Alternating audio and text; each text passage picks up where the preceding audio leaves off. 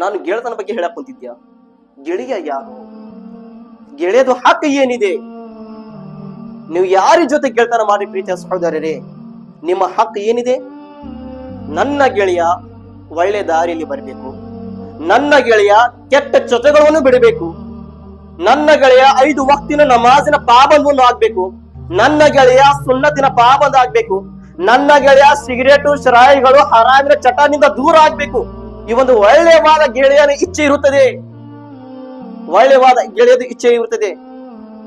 ಒಬ್ಬ ಗೆಳೆಯ ಯಾವ ರೀತಿ ಕೈ ಹಿಡ್ಕೊಂಡು ಮಸೀದಿ ಕರ್ಕೊಂಡ್ ಬರ್ತಾರೆ, ಅದೇ ರೀತಿ ನಾಳೆ ಸತ್ತಿ ನಂತರ ಅಯ್ಯಲ್ಲ ನಾವು 2 ಮಂದಿ ಪ್ರಪಂಚದಲ್ಲಿ ಪ್ರೀತಿನಿಂದ ನಾವು ನಮಾಜನ್ನು ಮಾಡ್ತಿದ್ವಿ ಅಯ್ಯಲ್ಲ, ಇವತ್ತು ಸತ್ತಿದ್ದೇವೆ, ನಾವು 2 ಮಂದಿ ಜೊತೆಗೆ ನಾವು ಸ್ವರ್ಗಕ್ಕೆ ಹೋಗಬೇಕು ಅಲ್ಲ ಅಂತ ಇಚ್ಛೆ ಪಡ್ಕೋಬೇಕು. ವ್ಯಕ್ತಿ ಗೆಳೆಯ ಇಚ್ಛೆ ಇಟ್ಕೋಬೇಕು.